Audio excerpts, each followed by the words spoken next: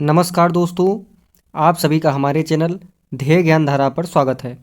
दोस्तों, केवीएस प्राथमिक शिक्षक पीआरटी भर्ती परीक्षा 2022 के लिए हम लोग सब्जेक्ट वाइज पिछले वर्षों में जो भी प्रश्न पूछे गए हैं सभी को यहाँ पर देख रहे थे। दोस्तों, आज हम लोग केवीएस पीआरटी के लिए एक महत्वपूर्ण सब्जेक्ट जो कि है पेडागॉजी, इसके प्रीवियस ईयर क्वेश्चंस यहाँ पर करेंगे। दोस्तों, वीडियो स्टार्ट करने से पहले आप सभी को बता दें, यदि आप हमारे द्वारा प्रत्येक सब्जेक्ट के कराए गए पिछले वर्ष के प्रश्नों को नहीं देखा है तो आप वीडियो चैनल की प्लेलिस्ट में जाकर वहाँ से जीएस और हिंदी के प्रीवियस ईयर प्रश्न देख सकते हैं। तो बिना टाइम गंवाए स्टार्ट करते हैं आज का वीडियो। पहला प्रश्न है, निम्नलिखित में से कौन शिक्षा के अवसर में समानता की महत्वपूर्ण बाधाएं हैं? 4 यहाँ पर विकल्प दिए गए हैं, 4 1 2 3 4 नंबर करके आपको ये चारों पॉइंट पढ़ने हैं और फिर इनके कूट दिए गए हैं। इन कूट में से आपको सही कूट का चयन करना है। तो देखते हैं।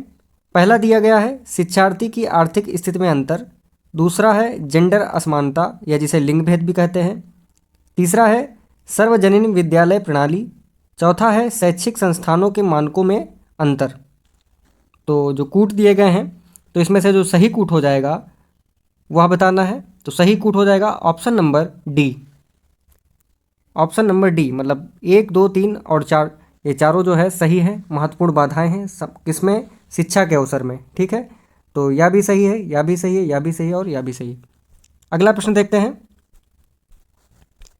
अगला प्रश्न है, निम्नलिखित में से कौन सामाजिक तथा संवेगात्मक रूप से परिपक्व व्यक्ति का गुण नहीं है? तो इसमें करेक्ट ऑप्शन बताना है। चारों ऑप्शन आप लोग पढ़िए।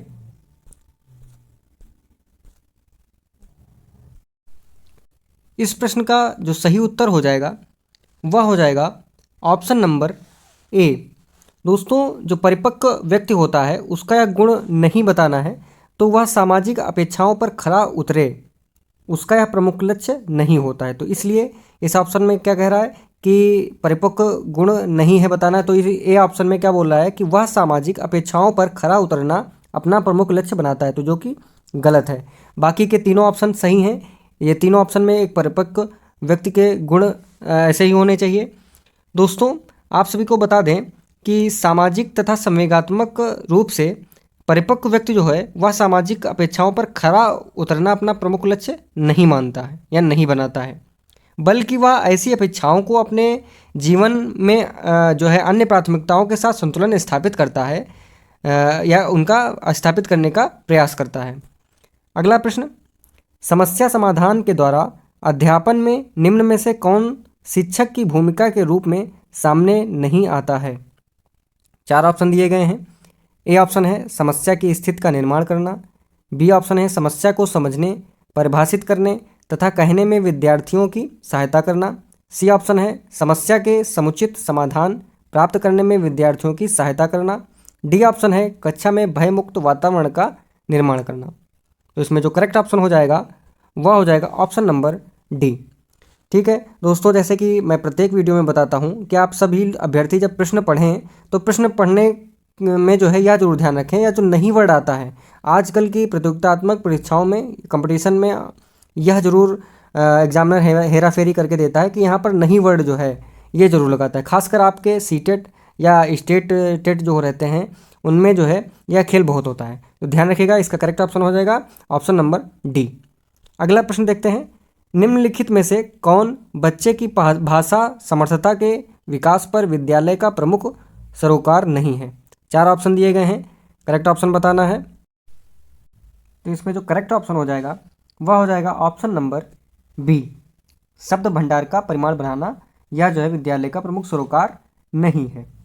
अगला प्रश्न, किसी विद्यालय पाठ्यक्रम की सर्वाधिक सटीक परिभाषा है?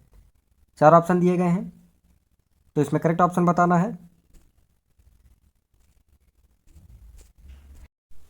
तो इसमें करेक्ट ऑप्शन हो जाएगा ऑप्शन नंबर सी, विद्यालय में संगठित अनुभवों का पूर्ण सेट जो है यह विद्यालय पाठ्यक्रम की सर्वाधिक सटीक परिभाषा है।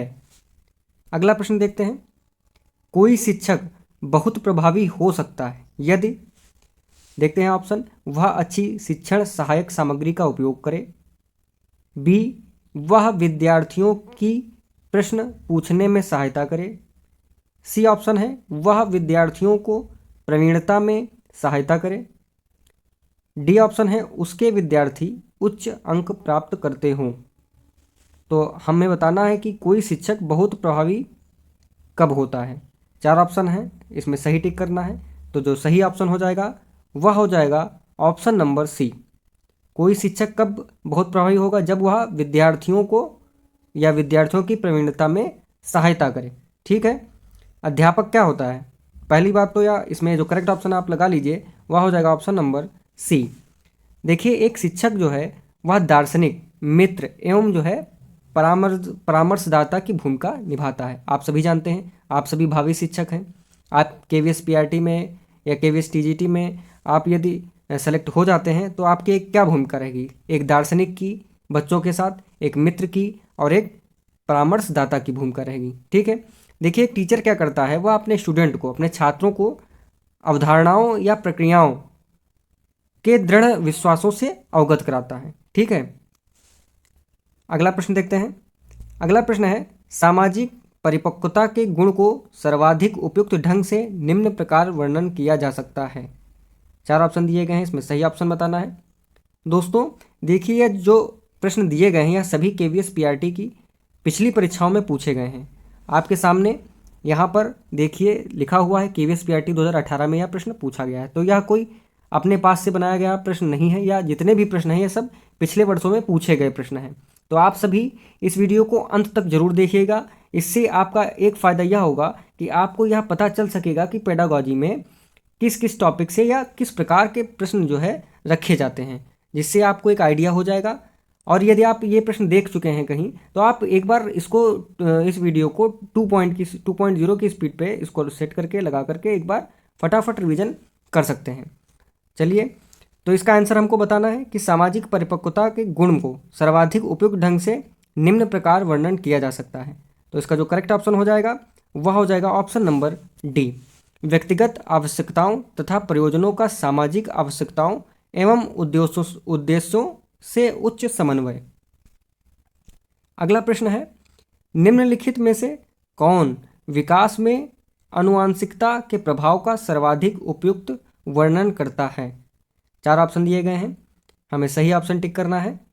तो इसमें जो करेक्ट ऑप्शन हो जाएगा वह हो जाएगा ऑप्शन नंबर बी। देखिए दोस्तों, जो आनुवंशिकता का प्रभाव है उसका सर्वाधिक उपयुक्त वर्णन जो है वह ऑप्शन नंबर बी में दिया गया है। वह इस बात को तय करती है कि हम कहाँ तक जा सकते हैं। कौन? आनुवंशिकता। यह आनुवंशिकता का प्रभाव होता है कि यह तय करती है कि हम कहाँ तक जा सकते हैं। तो इसमें जो करेक्ट हो जाएगा वह हो जाएगा ऑप्शन नंबर बी। ठीक है, ध्यान रखिएगा। अगला प्रश्न देखते हैं। अगला प्रश्न है, निम्न में से किसके द्वारा अधिगम अंतराल की पहचान तथा इसका निराकरण किया जाता है? 4 ऑप्शन दिए गए हैं। ए ऑप्शन है टीम अध्यापन, बी ऑप्शन है विमर्श पूर्ण अध्यापन, सी ऑप्शन है उपचारी अध्यापन और डी ऑप्शन है पुनर्अध्यापन। तो इसमें जो करेक्ट ऑप्शन हो जाएगा वह हो जाएगा ऑप्शन नंबर सी, उपचारी अध्यापन। दोस्तों, जो उपचारात्मक शिक्षण होता है इसका उद्देश्य क्या होता है या इसका उपयोग क्या होता है? इसका उपयोग या उद्देश्य यह होता है कि अधिगम अशक्त बच्चे जो होते हैं उनके लिए यह जो है उपचारात्मक विधि का प्रयोग किया जाता है। ठीक है। इसका उद्देश्य है कि उन शिक्षार्थियों को, मतलब स्टूडेंट को अतिरिक्त सहायता देना, एक्स्ट्रा हेल्प देना, जो किसी भी तथ्य या विषय में बाकी स्टूडेंट से पीछे रह गए हैं। ठीक है, शायद आपको अच्छे से समझ में आया होगा। तो इसमें करेक्ट ऑप्शन क्या हो जाएगा? Option number C. अगला प्रश्न है कि आपने कक्षा के गणित के विद्यार्थियों की परीक्षा आयोजित की, इसमें अधिकांश विद्यार्थी उत्तीर्ण नहीं हो पाए। आपको दूसरी परीक्षा के लिए प्रश्न पत्र तैयार करना तथा परीक्षा लेनी है। तो बताना है कि आप कौन सी परीक्षा लेना पसंद करेंगे। आपने जो है अच्छे से पढ़ा होगा, सीटेट में भी इस प्रकार के प्रश्न पूछे जाते हैं। 4 ऑप्शन दिए गए हैं। तो आप किस प्रकार की परीक्षा लेना पसंद करेंगे?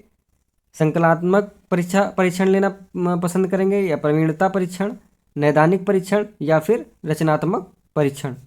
तो करेक्ट ऑप्शन बताना है। बताइए सभी लोग। तो इसमें करेक्ट ऑप्शन हो जाएगा, वह हो जाएगा ऑप्शन नंबर सी, नैदानिक परीक्षण। आप सभी जानते होंगे कि नैदानिक परीक्षण कब किया जाता है। जैसे कि प्रश्न में अब आपको पता चल गया होगा कि किस स्टेप के बाद नैदानिक परीक्षण किया जाता है। देखिए प्रश्न को एक बार फिर से गौर से पढ़िए कि यदि आप कक्षा में गणित के विद्यार्थियों की परीक्षा आयोजित करते हैं, ठीक है, इसमें अधिकांश विद्यार्थी उत्तीर्ण नहीं हो पाते हैं, मतलब कि अधिकांश विद्यार्थी फेल हो जाते हैं, तो आपको दूसरी परीक्षा के लिए प्रश्न पत्र तैयार करना है तथा परीक्षा लेनी है। तो आप कौन सी परीक्षा लेना पसंद करेंगे? तो इसमें जो करेक्ट ऑप्शन हो जाएगा वह हो जाएगा नैदानिक परीक्षण। नैदानिक परीक्षण मतलब क्या होता है कि जो प्रारंभिक मूल्यांकन के दौरान, मतलब जैसे कि इसमें पहले परीक्षा ली, बच्चे फेल हो गए, तो ये क्या हुआ, प्रारंभिक मूल्यांकन। तो प्रारंभिक मूल्यांकन के द्वारा जो अनसुलझी मतलब समस्याएं मतलब जो रह जाती हैं, तो उनको जो है उनको पूरा करने के लिए नैदानिक परीक्षण जो है किया जाता है। तो अगला प्रश्न देखते हैं। अगला प्रश्न है, प्रतीकात्मक उद्दीपन के प्रति समय की अनुक्रिया निम्न में से किसका परिणाम है? 4 ऑप्शन है, परिपक्वता, बी ऑप्शन है अधिगम, सी ऑप्शन है समायोजन, डी ऑप्शन है वर्धित इंद्रिय बोध। आपको सही ऑप्शन बताना है। उसमें जो सही ऑप्शन हो जाएगा वह हो जाएगा ऑप्शन नंबर बी, अधिगम। अगला प्रश्न देखते हैं। अगला प्रश्न है, सामान्यीकृत विचार तथा विशेषताएं जो एक पुरुष तथा महिला में होनी चाहिए निम्न में से क्या है? 4 ऑप्शन है, जेंडर भूमिका, जेंडर समानता, जेंडर असमानता, या जेंडर ऋण धारणा। तो आपको इसमें सही ऑप्शन बताना है। तो इसका जो करेक्ट ऑप्शन हो जाएगा वह हो जाएगा ऑप्शन नंबर डी। अगला प्रश्न देखते हैं, किसी विद्यार्थी की अनुचित अनुक्रिया को निपटाने का उत्तम तरीका है। 4 ऑप्शन है, तो इसमें करेक्ट ऑप्शन बताना है। तो इसमें जो सही ऑप्शन हो जाएगा वह हो जाएगा ऑप्शन नंबर डी। विद्यार्थियों की जो अनुचित अनुक्रिया है उसको निपटाने का सबसे उत्तम तरीका यही है कि व्याख्या कर दीजिए, उत्तर देने के लिए दूसरा अवसर भी प्रदान कर दीजिए। तो इसमें डी ऑप्शन सही हो जाएगा। अगला प्रश्न देखते हैं। अगला प्रश्न है, सूक्ष्म अध्यापन मतलब कि माइक्रो टीचिंग एक तकनीकी है जिसका उपयोग किया जाता है। तो इसका उपयोग किसमें किया जाता है? 4 ऑप्शन दिए गए हैं, आपको सही ऑप्शन बताना है। तो इसका जो सही करेक्ट ऑप्शन हो जाएगा वह हो जाएगा ऑप्शन नंबर सी।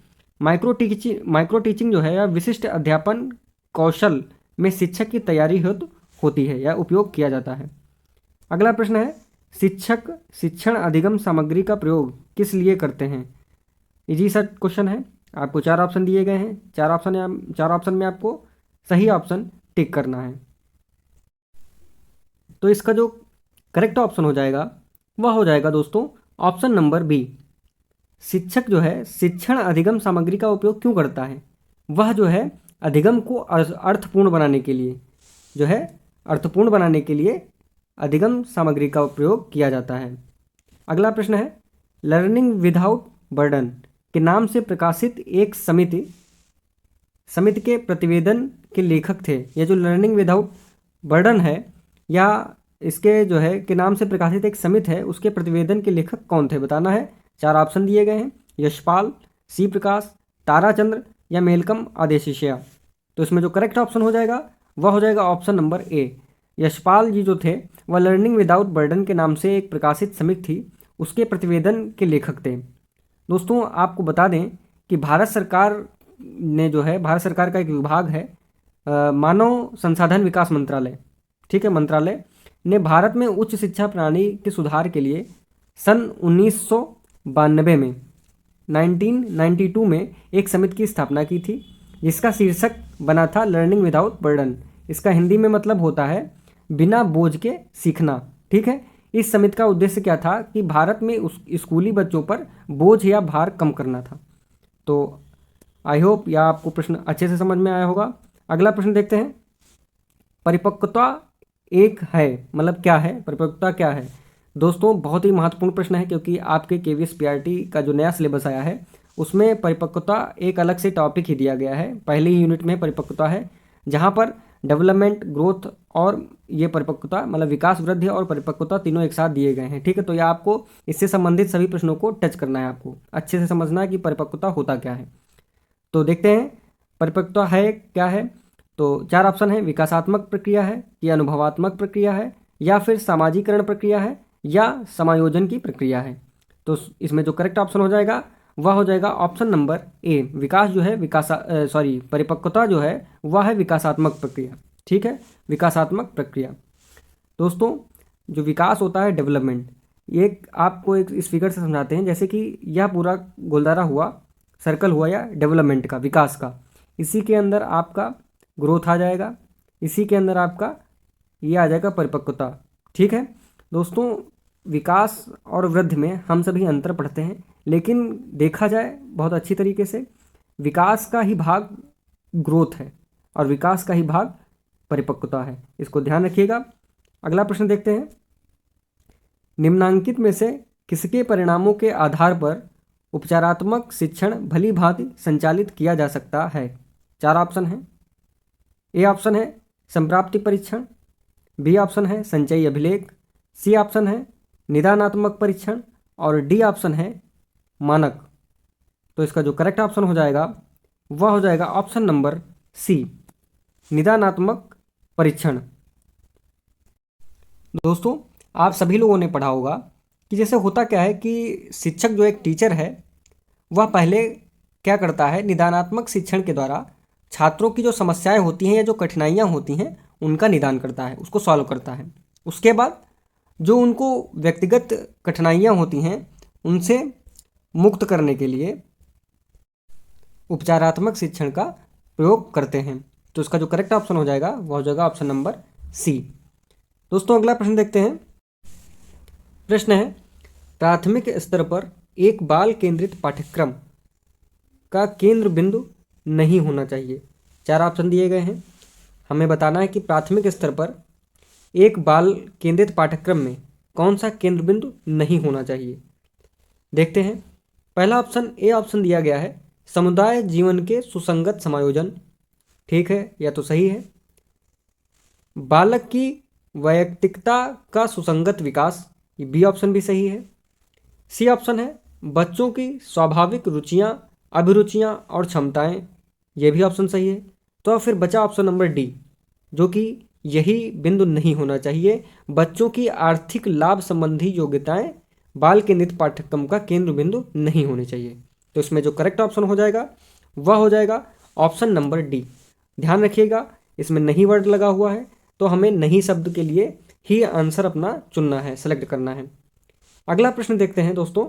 अगला प्रश्न है, विद्यालयों को सामाजिकरण के केंद्र के रूप में मानते हैं क्योंकि यह बच्चों की सहायता करते हैं।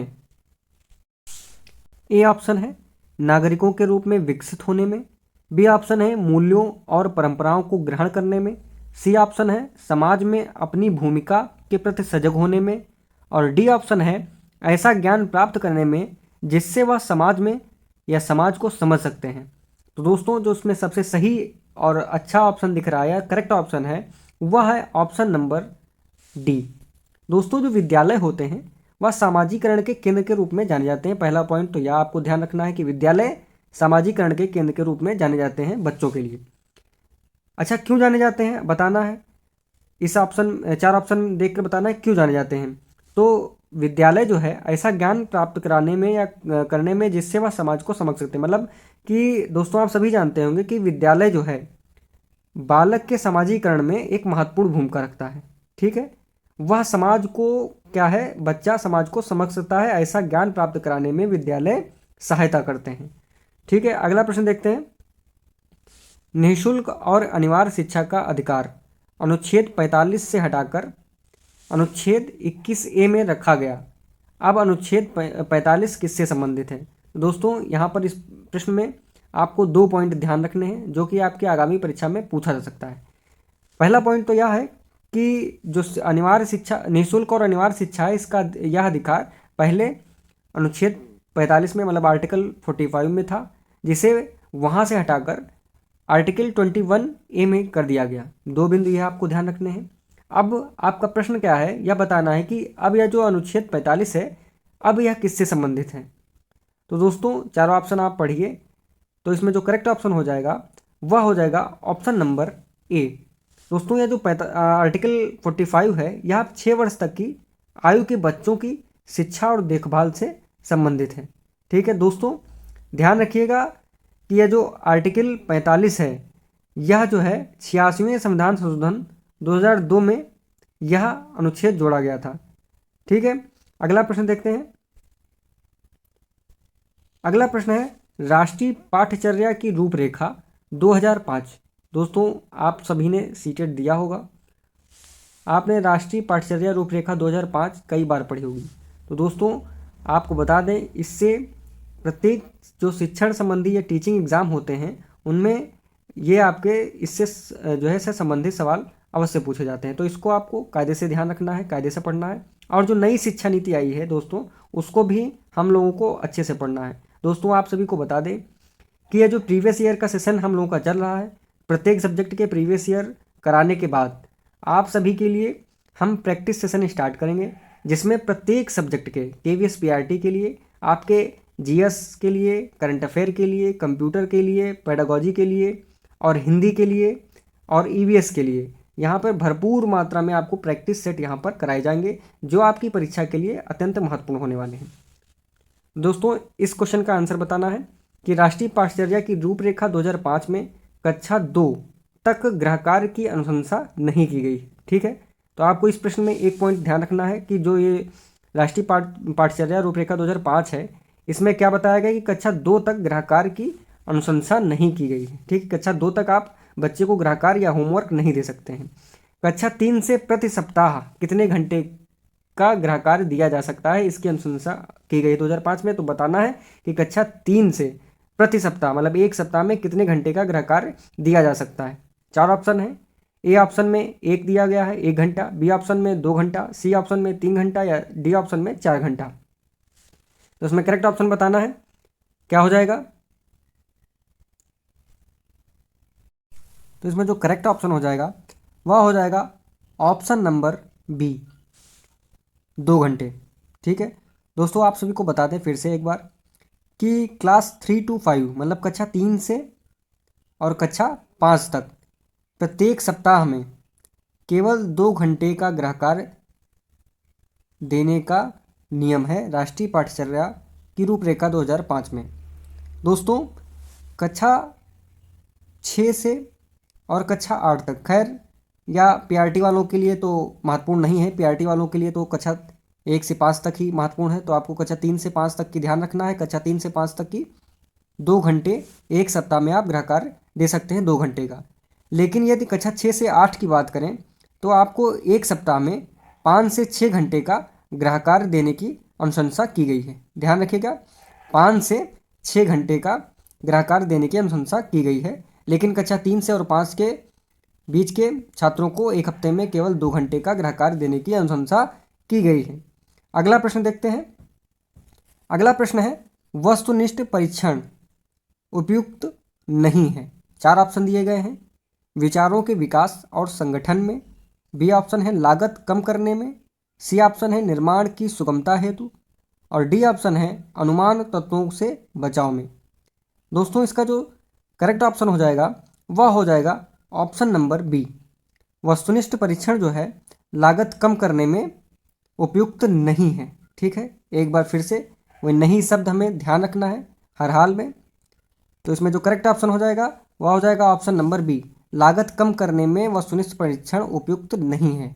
किस में उपयुक्त है? विचारों के विकास और संगठन में, निर्माण की सुगमता हेतु और अनुमान तत्वों के बचाव में। ठीक है दोस्तों, इन परीक्षणों के द्वारा विद्यार्थी की जो बुद्धि अभिवृद्धि होती है तथा जो ज्ञानार्जन के संबंध में जो है वह जानकारी प्राप्त होती है। ठीक है दोस्तों, अगला प्रश्न देखते हैं। अगला प्रश्न है पड़ोसी विद्यालय के विचार की वकालत की थी, मतलब पड़ोसी विद्यालय का जो विचार था यह किसने दिया था या इसकी वकालत किसने करी थी। 4 ऑप्शन दिए गए हैं। ए ऑप्शन है विश्वविद्यालय शिक्षा आयोग, बी ऑप्शन है माध्यमिक शिक्षा आयोग, सी ऑप्शन है भारतीय शिक्षा आयोग और डी ऑप्शन है राष्ट्रीय शिक्षा नीति 1986 ने। दोस्तों इसमें जो करेक्ट ऑप्शन हो जाएगा वह हो जाएगा ऑप्शन नंबर सी, भारतीय शिक्षा आयोग। इसका ईयर भी ध्यान रखिएगा 1964 से 66। ठीक है दोस्तों, आपसे एक प्रश्न है, आप इस प्रश्न का आंसर जो है हमें कमेंट बॉक्स में लिखकर जरूर दीजिएगा। दोस्तों यह जो भारतीय शिक्षा आयोग है इसे और किस नाम से जाना जाता है? एक बार फिर से हम बोले दे रहे हैं कि भारतीय शिक्षा आयोग को और किस नाम से जाना जाता है, यह हमें आप कमेंट बॉक्स में लिख के बताइएगा। दोस्तों यह जो भारतीय शिक्षा आयोग है यह दौलत सिंह कोठारी की अध्यक्षता में बना था। दोस्तों यह जो पड़ोसी विद्यालय का विचार था इसकी वकालत जो है इन्होंने की थी। इसमें होता क्या है, इसी आयोग ने की थी।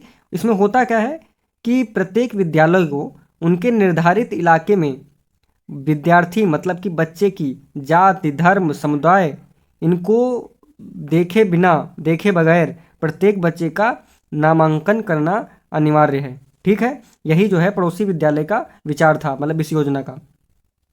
अगला प्रश्न है, निम्नांकित में से कौन सा हार्वर्ड के औपचारिक शिक्षण के पदों का भाग नहीं है? दोस्तों आपको बता दें कि आपको केवीएस पीआरटी में हार्वर्ड को पढ़ना ही पढ़ना है, ध्यान रखिएगा। दोस्तों अब 4 ऑप्शन दिए गए हैं, हमें इस प्रश्न का आंसर बताना है कि हार्वर्ड ने जो औपचारिक शिक्षण बताया था इसमें इनके पदों का कौन सा भाग नहीं है। ए है नई सामग्री का प्रस्तुतिकरण, बी ऑप्शन है तुलना और संक्षिप्तीकरण, सी ऑप्शन है सामान्यीकरण, डी ऑप्शन है आकलन और मूल्यांकन। तो दोस्तों इसमें जो करेक्ट ऑप्शन हो जाएगा वह हो जाएगा option number D. Option number D मतलब आकलन और मूल्यांकन हार्वर्ड के औपचारिक शिक्षण के पदों का भाग नहीं है। दोस्तों जो हार्वर्ड थे इन्होंने शिक्षण की 5 औपचारिक चरणों की वकालत की थी, ध्यान रखिएगा। हार्वर्ड ने 5 जो है औपचारिक चरणों की वकालत की थी, जिसमें क्या था ध्यान रखिएगा, 5 के नाम हम बोले दे रहे हैं, आप सुन लीजिएगा या लिख लीजिएगा कहीं। पहला था तैयारी, दूसरा था प्रस्तुति, तीसरा था तुलना मतलब कि पूर्व विचारों की तुलना के माध्यम से नए विचारों को पूरी तरह आत्मसात किया जाए, और क्या है ये जो नए विचार हैं इनको दिमाग में प्रत्यारोपित करके, ठीक है, करने के लिए समानता या मतभेदों पर इनका विचार करना। चौथा क्या है सामान्यीकरण, और 5वां है अनुप्रयोग। मैं एक बार फिर से इसको रिवाइज किए दे रहा हूँ। इनके जो 5 चरण थे औपचारिक शिक्षण के, हार्वर्ड के औपचारिक शिक्षण के जो 5 चरण थे उनमें से पहला था तैयारी, दूसरा था प्रस्तुति, तीसरा था तुलना, चौथा था सामान्यीकरण और 5वां था अनुप्रयोग। दोस्तों इसी के साथ हमने पेडागॉजी के लिए मतलब केवीएस पीआरटी के जो पेडागॉजी के प्रीवियस ईयर क्वेश्चन थे उनका पहला पार्ट देख लिया है। दोस्तों इसका सेकंड पार्ट हम नेक्स्ट वीडियो में आपके लिए लेके आएंगे।